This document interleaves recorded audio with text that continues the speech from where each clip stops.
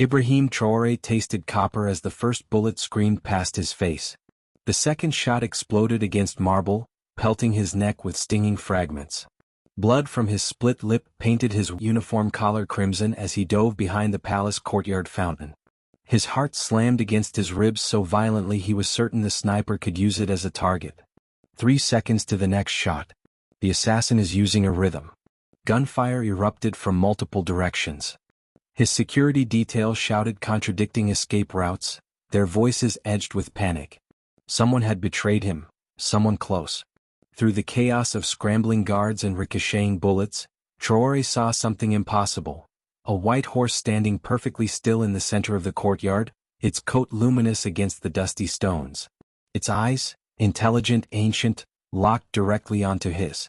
"Sir, stay down," his security chief screamed, pulling him toward a different shelter. But Traore couldn't look away from the horse. It shouldn't exist, not here, not now. The presidential grounds were sealed, the perimeter secured hours ago. Nothing could have entered undetected. The third shot punched through the fountain, water spraying into Traore's face as stone crumbled inches from his head. The sniper had adjusted. The next shot would find him. The white stallion charged, its hooves striking sparks from the courtyard stones. Traore's guards raised their weapons. "No. Hold your fire," he commanded, his voice cutting through the cacophony with unexpected authority. The stallion reached him in 3 powerful strides, sliding to a stop and lowering its head, not in submission but in offer. Without conscious thought, acting purely on instinct, Traore grasped its gleaming mane and swung himself onto its back. "Captain, don't!" his security chief cried. The stallion exploded into motion, carrying him away from the sniper's position with supernatural speed.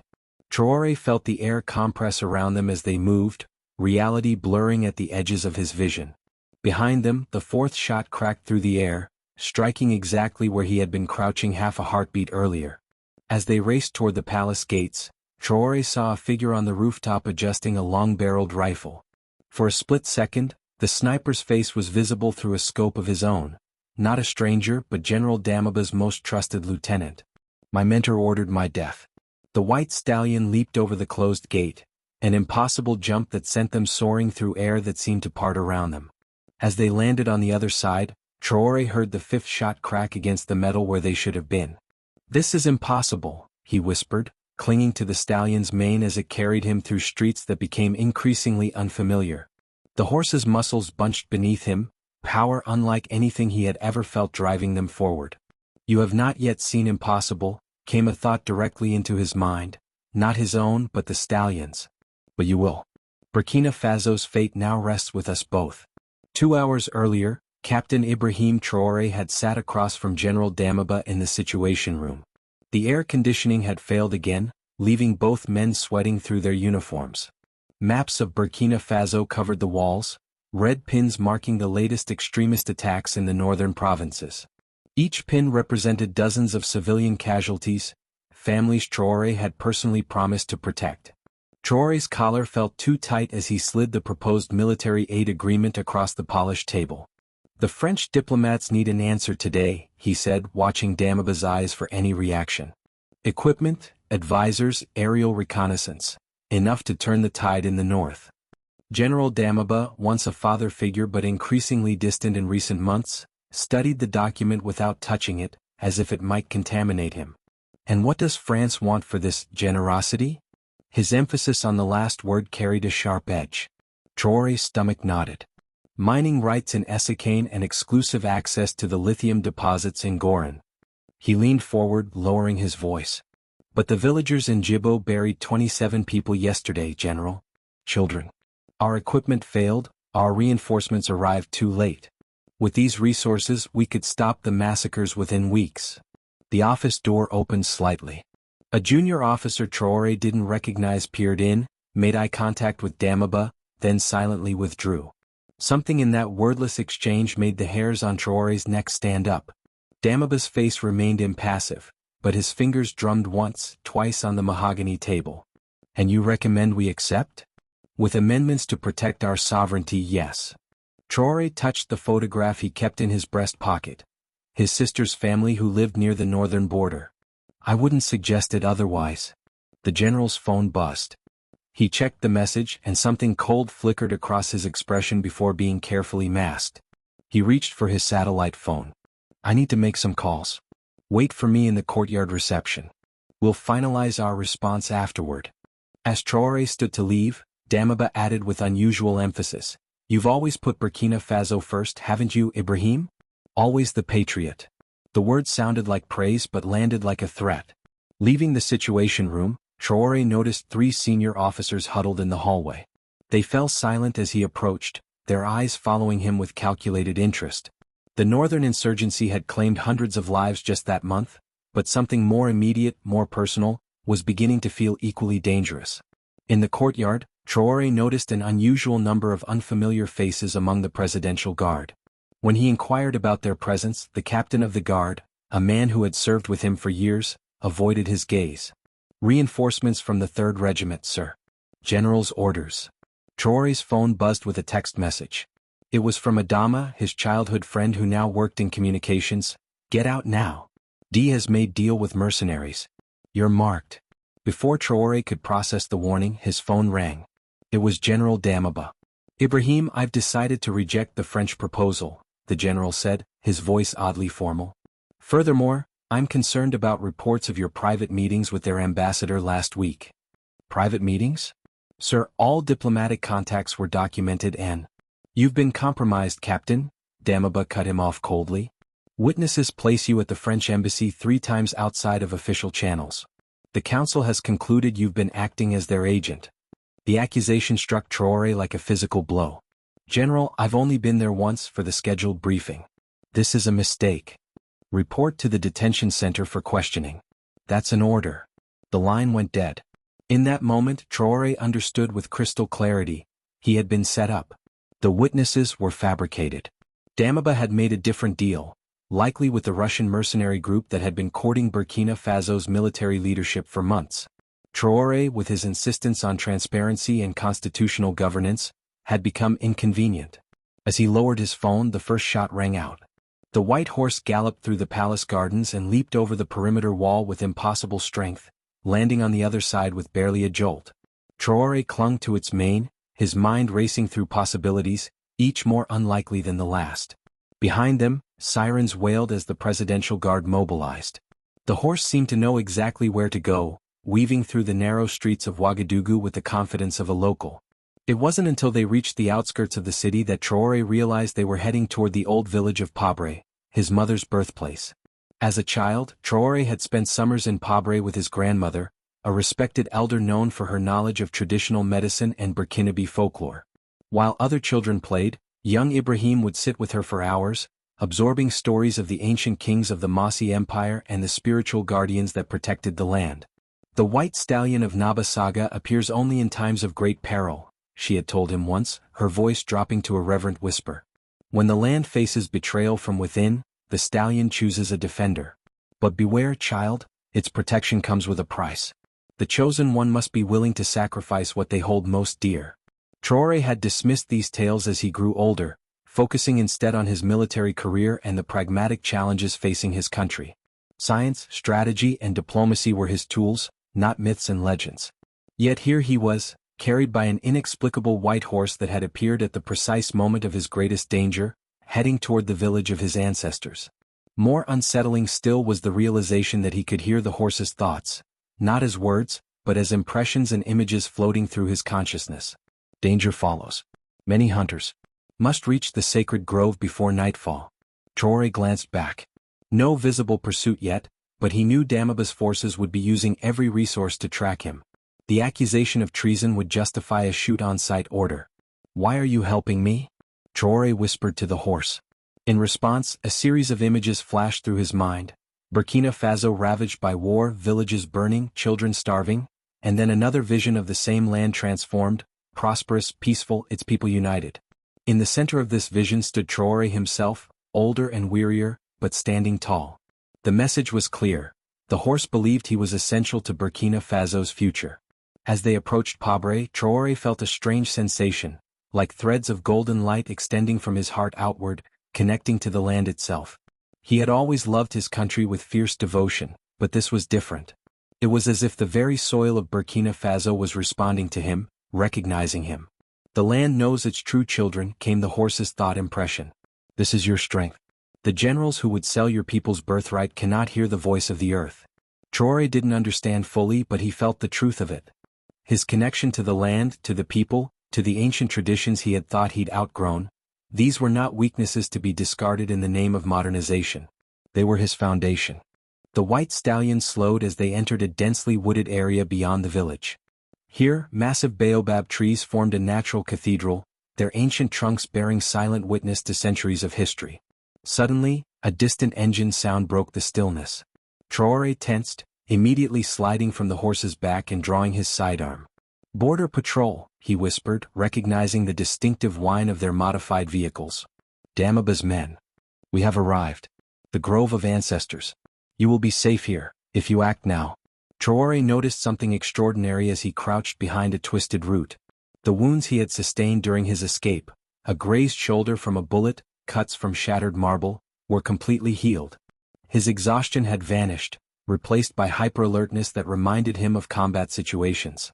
The patrol vehicles grew louder. They would reach the grove within minutes. The stallion nudged him toward the center of the grove, where a flat stone rested among the twisted roots of the largest baobab. The stone bore markings, spirals and symbols Traore recognized from traditional textiles his grandmother had woven. "Place your hand upon the stone of truth-seeing. Quickly." Traore hesitated only a moment before complying. Heat flashed up his arm, not painful but disorienting. His vision exploded into a kaleidoscope of images, past, present and possible futures intertwining. General Damiba accepting cases of gold from pale men with cold eyes and Russian-made weapons. The same men plotting over maps of West Africa, drawing arrows that crossed national borders. Villages burning. Resources flowing outward. A continent recolonized not by nations but by corporations and mercenaries. Most disturbingly, he saw the carefully orchestrated trap set for him, doctored photographs, bribed witnesses, even false evidence planted in his own quarters. His loyalty to the Constitution had made him an obstacle to their plans. When the visions faded, Traore found himself on his knees, gasping as the patrol vehicles stopped at the grove's edge. Through the underbrush he could see armed men fanning out, rifles ready. "He can't have gotten this far on foot," one shouted. "Spread out and search the area. They cannot see the grove as it truly is," came the stallion's thought. "But they will stumble upon us if we remain. How can I possibly fight them all?" Traore whispered, counting at least 8 armed men. The horse's response came not as thought but as a gentle nudge toward Traore's pocket. Inside he found his phone, which should have been destroyed during his escape. Yet it powered on instantly, showing full signal. "You are not alone. The land has many children. Call them." Adama answered on the first ring. "Ibrahim. Thank God. Are you safe? They're saying you tried to assassinate Damiba, that you're working for foreign." "Listen carefully," Traore whispered, crouching lower as footsteps approached his hiding spot. "I have minutes at most. Damiba has made a deal with the Wagner Group. Not just for resources, they're planning to use our country as a staging ground for regional operations. A permanent foothold." A patrol officer passed within meters of Traore's position. The white stallion remained impossibly still, its coat somehow blending with the dappled shadows despite its color. "How?" Adama began. "No time," Traore cut him off. "I need to know who's still loyal. Is the network of community journalists still active? 3 were arrested this morning. The rest are in hiding." Adama's voice dropped. "They took Mariam Ouedraogo at dawn. Her whole family." Traore's blood ran cold. Mariam was Burkina Faso's most respected investigative journalist, and his cousin's wife. The personal and professional merged into an icy rage. "And Colonel Zingrana? Where does he stand?" "Uncertain. He's cancelled all appointments, gone silent." A shout from nearby, "Tracks lead this way," forced Traore to press deeper into the shadows. The white stallion shifted slightly, placing itself between him and the approaching patrol. "I need to meet with Zingrana. Tonight. Tell him Madame Sankara's house near the Western Cemetery. Midnight. That's suicide. The city is locked down, checkpoints, drones, facial recognition. They're hunting you like an animal." The patrol leader was now close enough that Traore could see the Russian-made tactical gear, equipment the Burkinabe military had never been issued. "Remind Zingrana of what we discussed after Kongusi," Traore whispered. He'll understand. A patrol member shouted, "Sir. The tracking dogs are going crazy, they keep circling but won't enter this area." The white stallion's ears twitched. Traore felt rather than heard its thought. Their machines and animals cannot penetrate the grove's protection, but we cannot stay much longer. Adama, contact everyone you trust, Traore continued urgently. Be ready for my signal. What happens today will either save our country or surrender it completely. As he ended the call, the patrol leader barked orders to deploy thermal scanners. Technology against tradition, the modern world encroaching on ancient protections. The white stallion nudged Traore toward a barely visible path deeper into the grove. They needed to move, now, and prepare for the night's desperate gamble. As night fell, Traore prepared to return to Ouagadougou. The white stallion had led him to a small spring within the grove, where he drank deeply of water that tasted like liquid starlight. His strength renewed, his purpose clear, Traore mounted the magnificent creature once more. The journey back was a blur of shadow and moonlight. The stallion seemed to move between moments rather than through them, avoiding checkpoints and patrols with uncanny prescience. They arrived at the dilapidated house near the cemetery with time to spare. Colonel Zungrana was already waiting, alone as requested. But something was wrong. The colonel's posture was too rigid, his hand resting too casually near his sidearm. You're either the bravest man in Burkina Faso or the most foolish, Zungrana said as Traore entered. Half the military is hunting you. And the other half? Traore remained in the doorway ready to retreat. Waiting. Watching. Zungrana's eyes flicked nervously to the window. They say you've gone mad. Traore noticed a nearly imperceptible earpiece in the colonel's ear. The betrayal stung like a physical blow. Zungrana had been his last hope within the military establishment. The white stallion, tethered outside, whinnied sharply, a warning. In one fluid motion, Traore drew his sidearm and aimed it at the colonel. Who's listening, Zungrana? Damaba? Or your new Russian friends? The colonel's face fell. Ibrahim, you don't understand. They have my family. He pulled back his collar to reveal bruising around his neck. This was just a warning. They wanted me to bring you in or they'd send my children back in pieces. Outside, vehicles approached, the trap closing. Traore made a split-second decision. How many men outside? 2 tactical teams. 12 men total. Instead of retreating, Traore strode forward and pressed his weapon into the colonel's hands. Then we have them outnumbered. Zungrana blinked in confusion. Have you truly gone mad? Traore smiled grimly. The Wagner group isn't just after me, Colonel. I've seen their plans for our country, for all of West Africa. Your family won't be safe whether you bring me in or not. None of our families will be. He pulled a satellite phone from his pocket, provided by Adama's underground network. But I wasn't idle today. While they hunted me, I gathered evidence and made contact with people even Damaba can't silence. All I need is one senior officer to stand with me. The colonel hesitated, sweat beading on his forehead as radio chatter crackled through his earpiece. They're surrounding the building now. Choose, Colonel. Not between me and Damaba, but between Burkina Faso and those who would enslave it. Something shifted in Zungrana's eyes.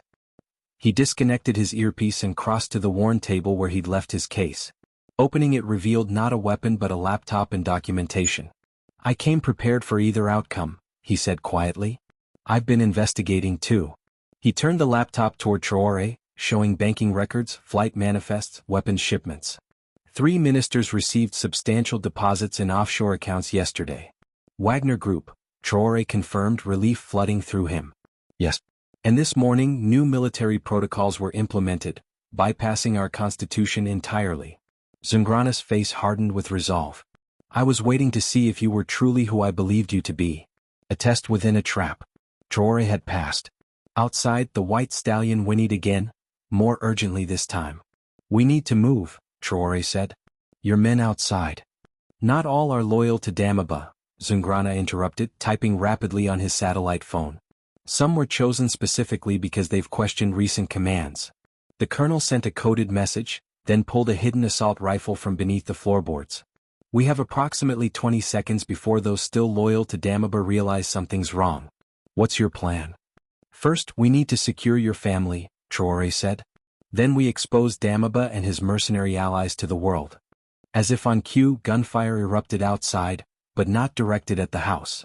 The loyal officers had turned on the Wagner operatives, catching them completely by surprise. Looks like we might have more allies than we thought, Zungrana said with grim satisfaction.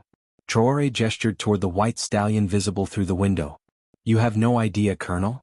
As mercenary forces closed in on the house, Traore led Zungrana to the back garden where the white stallion waited. You can't be serious, the colonel muttered, eyeing the horse with disbelief. Trust me, Traore replied, helping Zungrana mount behind him. What followed defied explanation. The stallion carried them through the city at impossible speed, seemingly able to pass through solid objects when necessary, visible to some but completely unseen by others. Together they executed a precise counteroffensive. First, they rescued key journalists from the raids, gathering them at an abandoned radio station on the outskirts of Ouagadougou. Among them was Meriem Ouedraogo, Burkina Faso's most respected investigative reporter, who had been documenting military corruption for years. I have evidence linking Damiba to the Wagner Group, she told them, producing a hidden flash drive. Audio recordings, financial transfers, meeting minutes, but I couldn't get it out before they came for me. Next, they located and secured the families of military officers loyal to the Constitution, moving them to safety before Wagner's forces could use them as leverage. My brother always spoke highly of you, said the sister of Major Kabor as Traore helped her children into a safe house.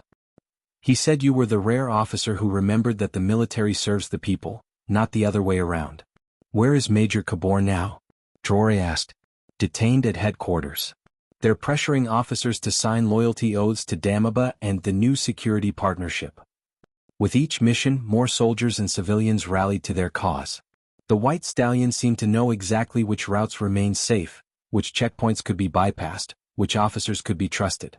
By dawn, Traore and Zungrana had assembled a core resistance group at an abandoned French military facility outside the city, a location chosen for its symbolic resonance.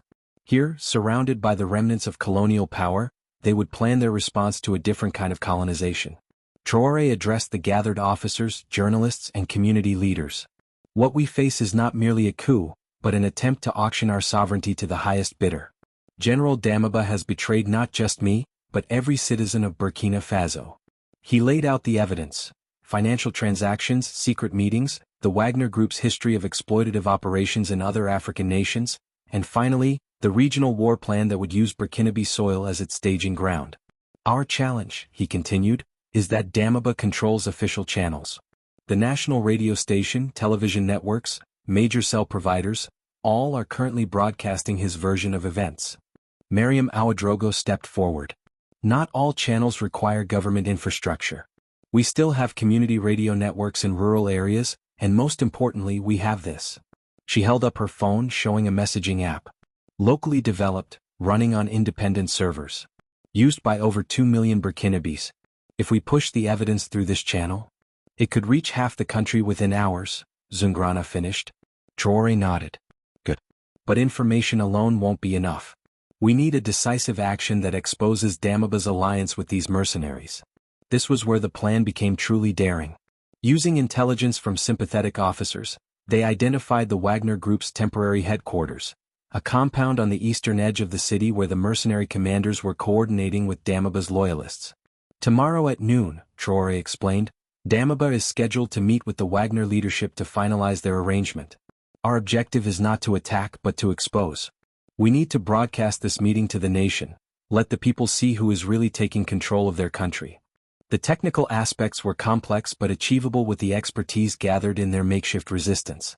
A drone pilot from the Air Force, communication specialists, and Meriem's media team worked through the night to prepare.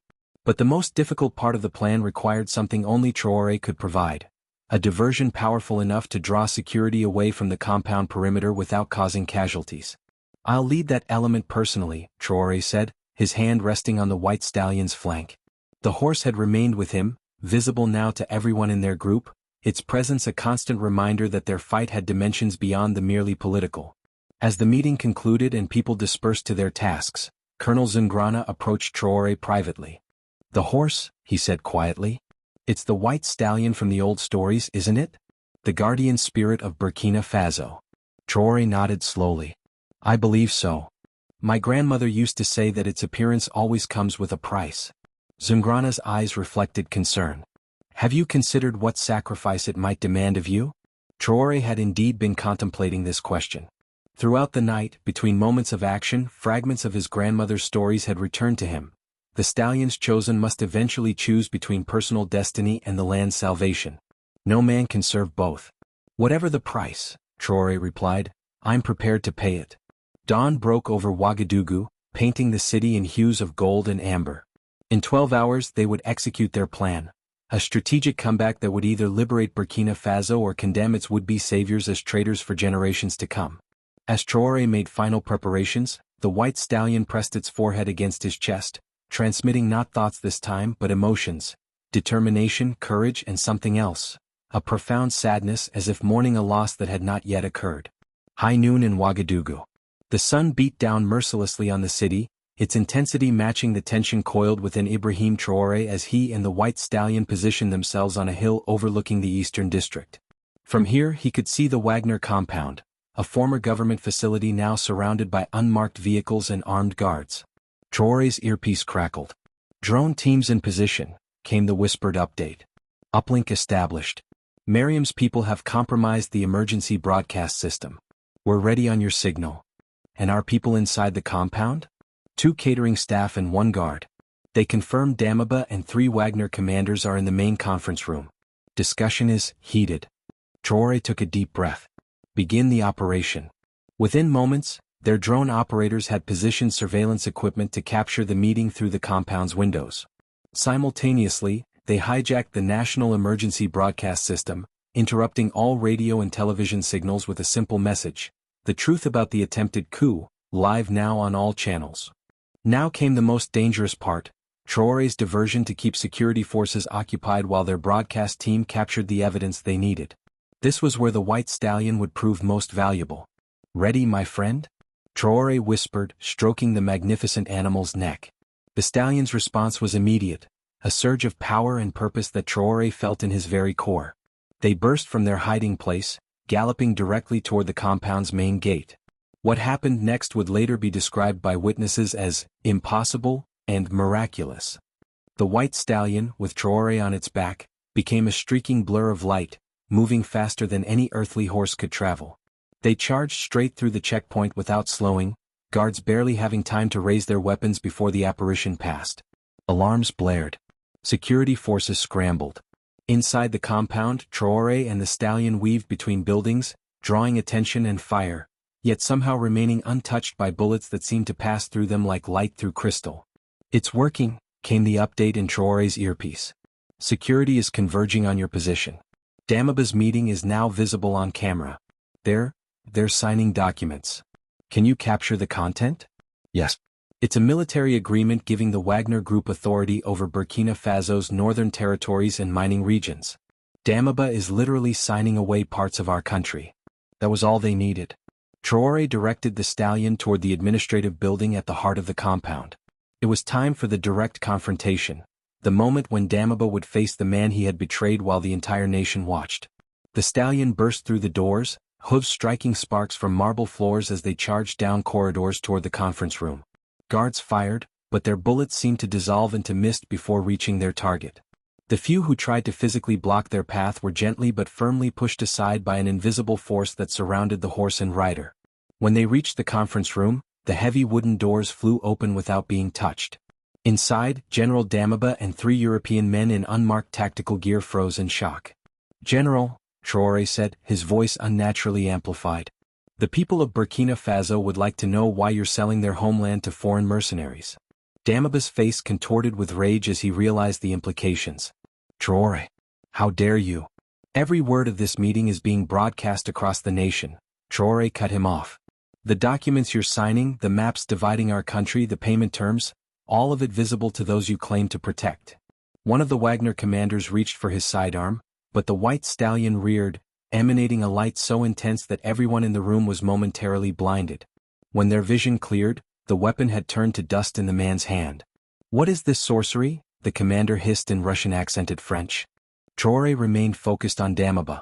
No sorcery, General. Just the truth revealing itself. Did you really believe you could surrender our sovereignty without consequence?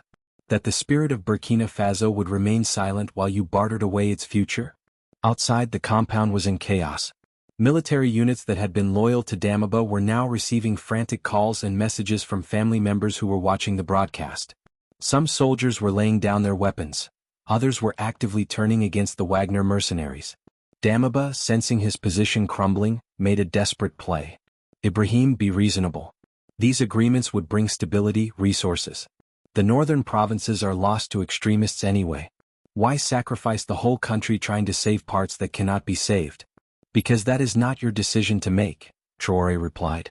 The land belongs to its people, all its people.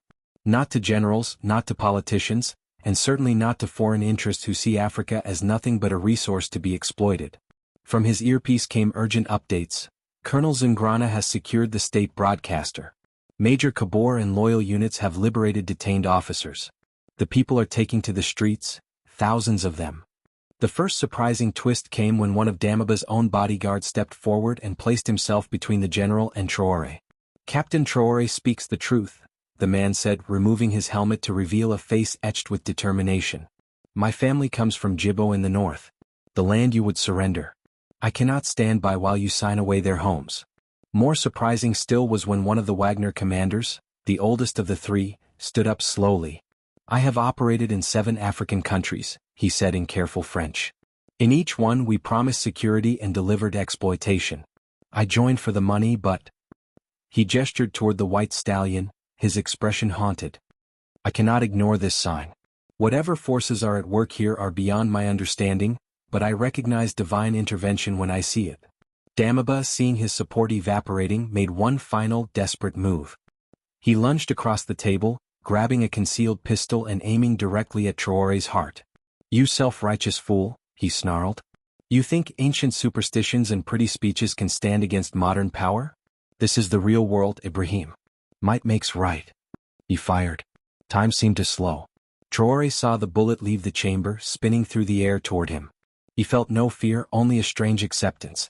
If this was the sacrifice the stallion required, his life in exchange for revealing the truth, he was prepared.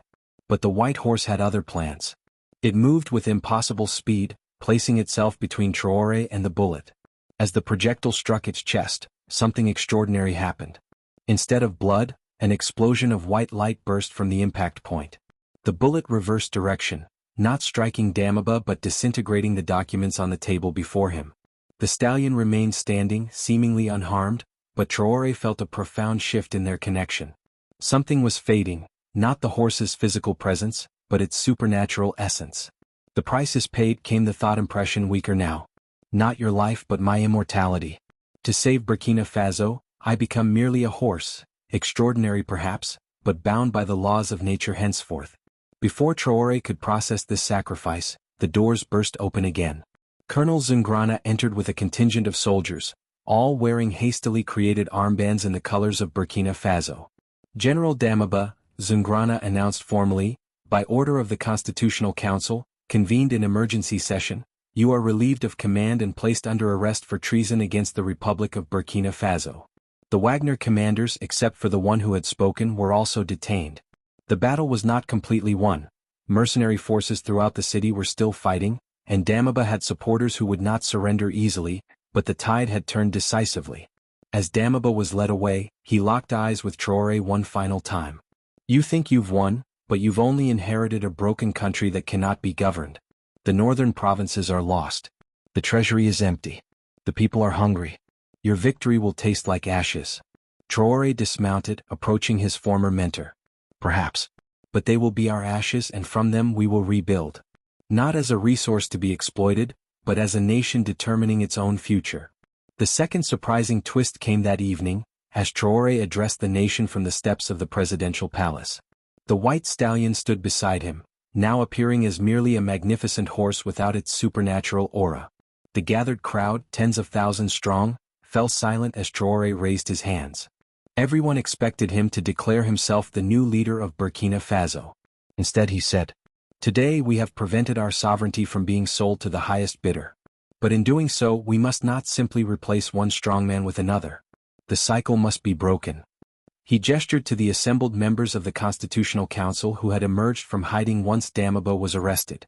I hereby transfer all executive authority to the Constitutional Council, as our founding documents require in times of crisis.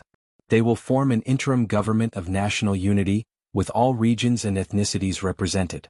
Within 6 months, free and fair elections will be held. A murmur of shock rippled through the crowd. No one had expected this, least of all Colonel Zungrana, who stepped forward in protest. Captain Traore, the military and the people look to you for leadership in this moment. Why surrender what you have rightfully earned? Traore smiled sadly. Because it was never mine to take, Colonel. The white stallion did not choose me to be a ruler, but a defender. My duty was to protect Burkina Faso from those who would exploit it, not to claim it for myself. He turned back to the crowd.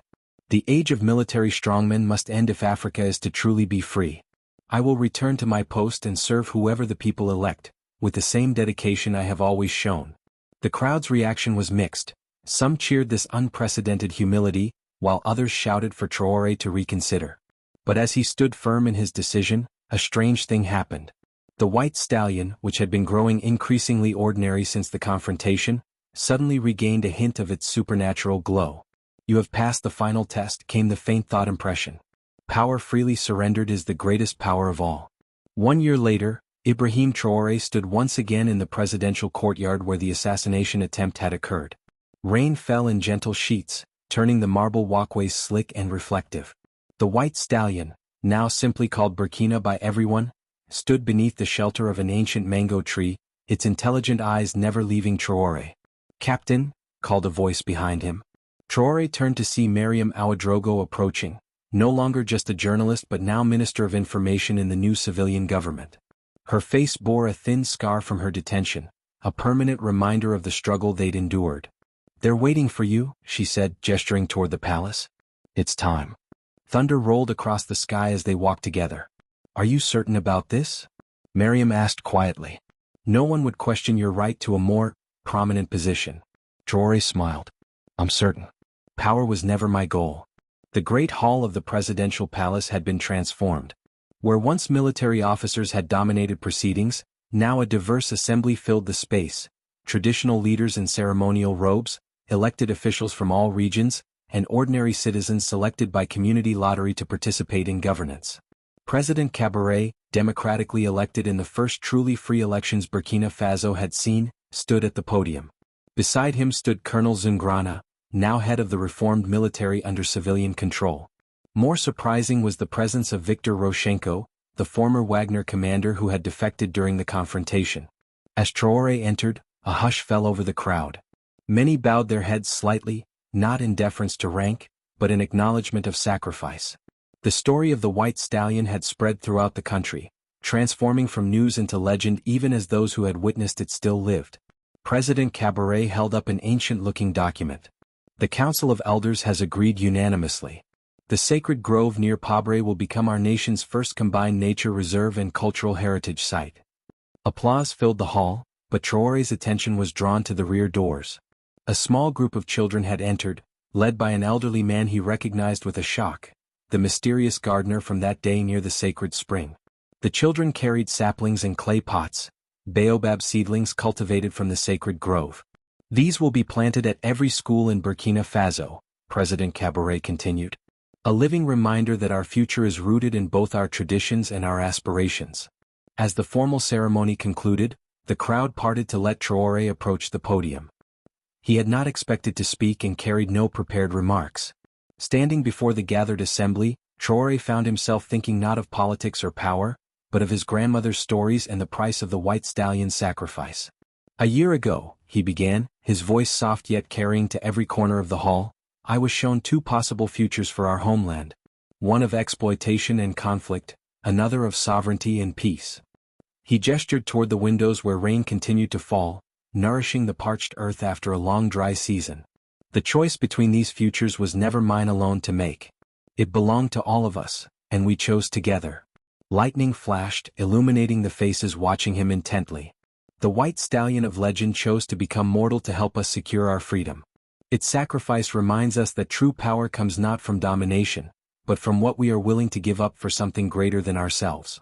The elderly gardener stepped forward, offering Traore a small wooden box. Inside lay a simple medallion on a leather cord, crafted from what appeared to be a horseshoe nail. "From Burkina's first shoe," the old man whispered. A reminder that even the most powerful spirits must sometimes walk on earth to change it. As Traore accepted this unexpected gift, the white stallion entered the hall, something no ordinary horse would do. Palace guards made no move to stop it as it approached Traore and bowed its head. The gesture caused gasps among the assembly. Though the horse could no longer speak to his mind, Traore felt its intent clearly. He mounted Burkina bareback, and together they walked slowly through the center of the great hall and out into the rain-washed courtyard. Behind them, the assembly poured out to witness what would become another chapter in their nation's evolving story. Under clearing skies with a rainbow forming on the horizon, Traore and the white stallion galloped across the palace grounds, past the spot where an assassin's bullet had missed its mark, and toward the future they had sacrificed so much to secure. The crowd erupted in cheers, their voices rising into a spontaneous song, an old resistance melody from colonial times, its lyrics speaking of freedom and self-determination. Even President Cabaret joined in, his formal demeanor dissolving into genuine emotion. As they reached the palace gates, Traore was surprised to see a familiar figure waiting. The village elder from Pabre who had first told him stories of the white stallion as a child. The old woman stood straight despite her years, holding a gnarled walking stick topped with carved symbols. "Grandmother Safiata," he said, sliding from Burkina's back and bowing his head in respect. Her weathered hand touched his cheek. "You have fulfilled the prophecy, my son." The stallion chose wisely. "The sacrifices were worth it," Traore said, though his voice caught as he remembered the friends lost in their struggle. Her wise eyes held his. "But the greatest test still awaits you." Traore frowned. "What test?" "Damaba is imprisoned, the Wagner group has retreated, our elections succeeded." "Peace is harder to maintain than war is to win," she replied. "Foreign interests will never stop coveting what lies beneath our soil. Your victory has made you a symbol to other nations, both of resistance and possibility. This brings new dangers." As if summoned by her words, Viktor Roshenko approached, his expression troubled. "Captain Traore," the former mercenary said, his accent still heavy despite months in Burkina Faso. "I've received disturbing intelligence. My former employers are regrouping. Not to return here directly, but to target you specifically." "Me? What? I'm just a border commander now." Roshenko's laugh was humorless. "You truly don't understand what you've done, do you? Your actions have inspired resistance in Mali, in Niger, in Chad. Governments are renegotiating resource contracts, demanding better terms.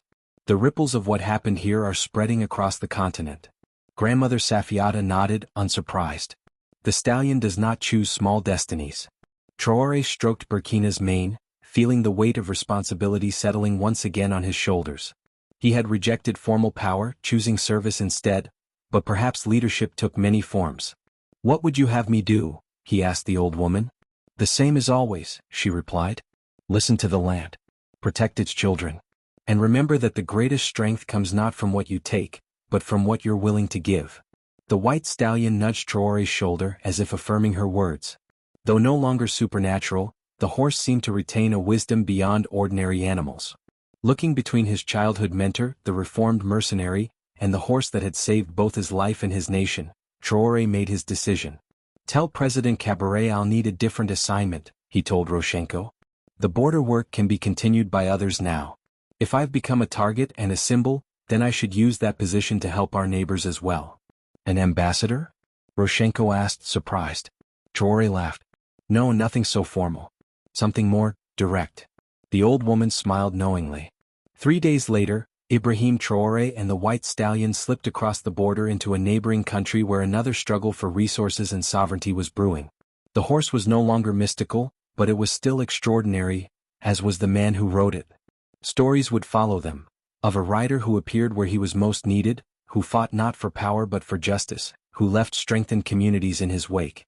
Some called him the horseman of the Sahel, others the guardian of the land, but to those who knew him best, he was simply a man who had learned the most important lesson any leader could learn. True vindication comes not from personal glory, but from seeing the people you serve stand tall and free. And behind him, visible only to those with the wisdom to see, the essence of the white stallion continued to watch over the lands of West Africa, its sacrifice an eternal reminder that some things are worth giving everything for. "Captain Traore," President Cabaret greeted him warmly. "The Council of Elders has made their decision regarding your unique request." Traore nodded respectfully. After the crisis, he had approached the traditional leaders of Burkina Faso with a proposal that many considered radical. The sacred grove near Pabre, the president continued, will become our nation's first combined nature reserve and cultural heritage site. The legislation establishing the White Stallion National Park passes the assembly tomorrow. This was Traore's vision, protecting not just the physical landscape of Burkina Faso, but its spiritual heritage as well. The grove where the stallion had taken him would be preserved for future generations, a place where ancient wisdom and modern conservation could coexist. There's more, Miriam added. The community banking initiative you proposed for mining regions has been approved by international donors. Local communities will now receive direct benefits from resource extraction, with transparency mechanisms to prevent corruption. This represented the fulfillment of another aspect of Traore's strategy, ensuring that Burkina Faso's mineral wealth benefited its people directly rather than flowing exclusively to foreign corporations or corrupt officials. Viktor Roshenko stepped forward awkwardly. I have news from my former colleagues. The Wagner Group has officially abandoned operations in West Africa. Your model of resistance has proven too costly for them to counter. They are focusing on Eastern Europe and Central Asia instead. This was perhaps the most significant vindication, proof that determined local resistance could defeat even the most powerful mercenary forces when backed by moral clarity and popular support. As the meeting concluded, Traore found himself walking alone in the presidential gardens. The wounds of the past year were healing, both for him personally and for his nation. The attempted coup had ultimately strengthened Burkina Faso's democratic institutions rather than destroying them. International mining companies now negotiated directly with local communities under transparent frameworks. The northern provinces, while still facing security challenges, were seeing the first sustained peace in a decade. But there remained one unresolved question that had haunted Traore since that fateful day. You never told me why you chose me, he said quietly to Burkina, the white stallion who had trotted up beside him. Of all the people you could have saved, why me? The horse, of course, could no longer speak directly to his mind. Its supernatural abilities had been sacrificed during the confrontation with Damaba. Yet as Traore stroked its mane, he felt a familiar connection, faint but present. An elderly gardener who had been tending to nearby plants straightened up slowly. Traore recognized him vaguely but couldn't place his face. The stallion doesn't choose based on what a person is, the old man said, his voice carrying the deep resonance of ancient wisdom. It chooses based on what they might become. Traore turned in surprise. You know of the stallion? The gardener smiled enigmatically. I have tended these gardens for 60 years, young captain. I was here when your grandfather visited as a diplomatic courier. The stallion appeared to him too, though differently. It has appeared 7 times in our recorded history, always to those who place the land above themselves. My grandfather? Traore was stunned. This was a detail his family had never shared. He chose a different path than you, refused the stallion's call to action. Perhaps that is why the spirit was so determined with you. The bloodline deserved a second chance. Before Traore could ask more questions, President Kabore's chief of staff approached, calling him to an urgent security briefing. By the time he looked back, the old gardener had vanished. That evening, as Traore prepared to return to his northern command post, he visited his grandmother's grave in the small cemetery at Pabre. He placed a traditional offering and sat in contemplative silence as the sun set over the savannah. I understand the sacrifice now, he whispered. Not just the stallion's immortality, but my own ambition. Some are meant to lead from the throne, others from the shadows. His radio crackled, a situation developing at the border requiring his attention. As Traore mounted Burkina to ride back to his post, he felt a profound sense of peace. The white stallion might no longer be supernatural, but its legacy lived on in the renewed spirit of Burkina Faso. The moral choice he had made, refusing power when it was offered, focusing instead on service, had broken a cycle that plagued many African nations. Perhaps, in time, others would follow this example. As they galloped north under a blanket of stars, Traore reflected that true vindication wasn't found in personal power or recognition. It was in seeing the land and people he loved beginning to fulfill their potential, free from exploitation, guided by their own wisdom, connected to both their heritage and their future. The white stallion had sacrificed immortality. Traore had sacrificed ambition. But Burkina Faso had gained something far more precious, a path forward that was truly its own. And somewhere in the realm beyond the physical where spirits dwell, the essence of the white stallion watched over the land of honest people, waiting for the next moment when a defender would be needed, and the next worthy soul who would answer the call.